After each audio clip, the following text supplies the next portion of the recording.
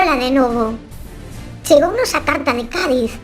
Despois de varios días de espera, por fin nos chegou a carta dos nosos compañeiros e compañeras do cole de Cádiz. Puxémonos moi contentos cando a recibimos e estábamos moi ansiosos por abrila. Cheos de emoción, fomos lendo e observando todo o que nos enviaron. Algunhas cousas xa as coñecíamos, pero a verdade é que moitas outras as descubrimos coa axuda dos nenos e nenas do cole de Cádiz, os nosos compañeiros alá do sur. Por exemplo, coñecedes a Magallanes e a Elcano e por que foron tan importantes na nosa historia? Ola, nenos e nenas do CPI As Mirandas de Ares. Eu son Magallanes e vexo que estades moi interesados e interesadas na miña vida. Sei que aprendíchedes moitas cousas sobre min.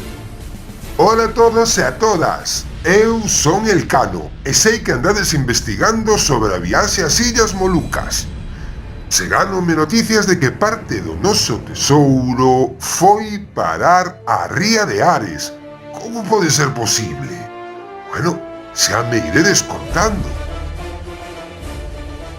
O certo é que grazas a Magallanes e a Elcano descubrimos un dos maiores logros da historia da humanidade.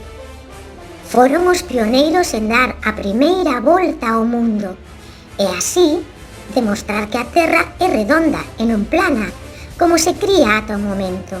Por certo, nesa viaxe conseguíronse traer a España unha gran variedade de especias coas que se comerciaba. Xa vexo que tendes moita información sobre as nosas fazañas, pero sabedes cantos barcos saíron de Sanlúcar de Barrameda?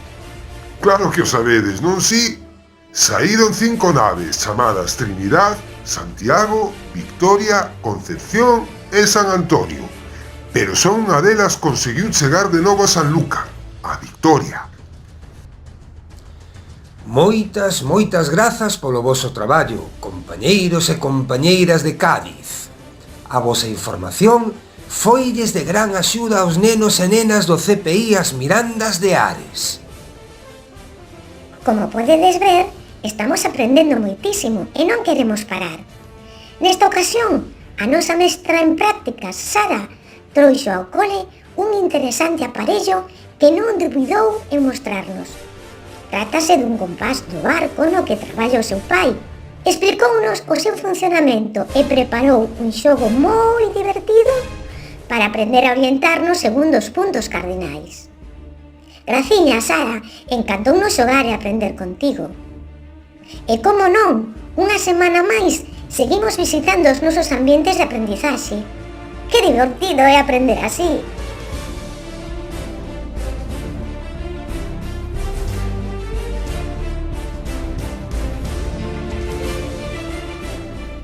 E como é tan divertido, invitamos aos nenos e nenas de terceiro e cuarto de primaria a visitar os nosos ambientes de traballo.